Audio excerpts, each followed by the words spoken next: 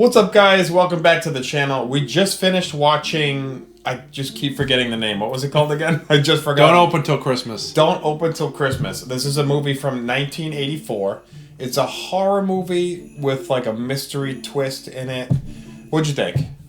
I thought it was pretty cool. I kind of liked how, like, you're watching it, and I feel like if you're watching with a group of friends, if it's everybody's gonna be like, "That's the guy." No, that's the guy. That's like, they get you feeling like it's gonna be like, you know, one or two different options.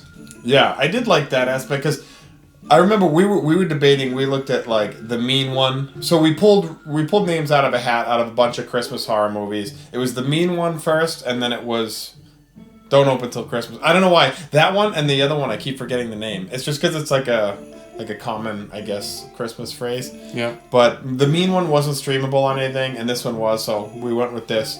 And this was, in a way, this reminded me of Christmas Evil, only because we were going into it thinking it was a horror only, and that movie ended up being sort of like a drama.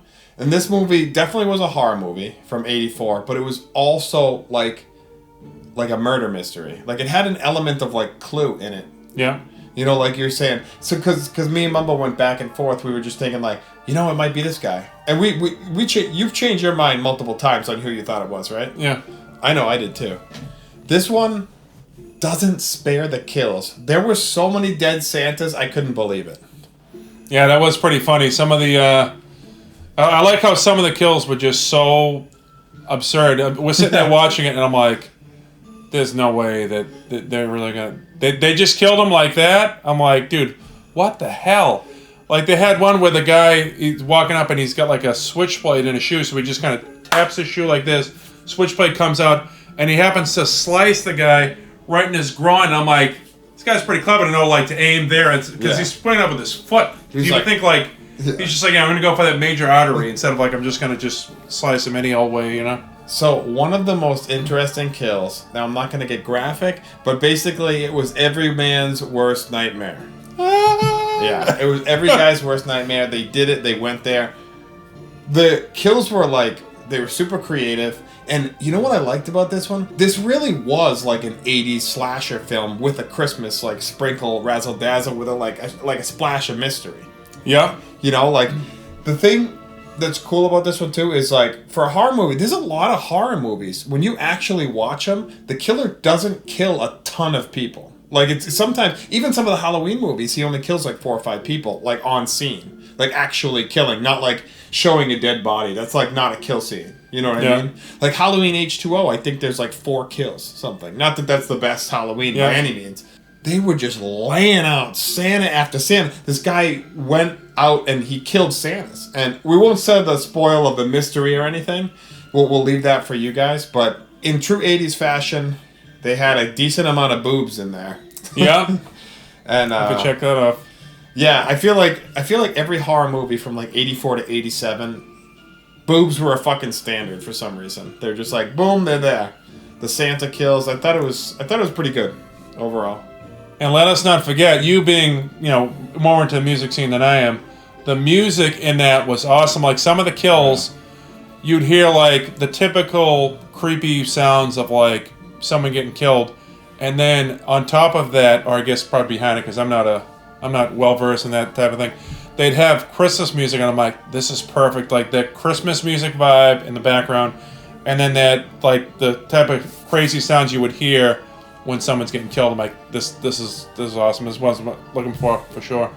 Yeah, it was awesome. It really almost felt like it was scored and somewhat directed or produced by John Carpenter. It definitely had like a John Carpenter influence for sure. Like you were saying with the music, it was awesome because it had kind of like, the music was like, you're right about having like a layer, like it was like Halloween melodies with like a Christmas sound design. Like a sound design of like Christmas music, but like the melodies were dark like Halloween and 80s.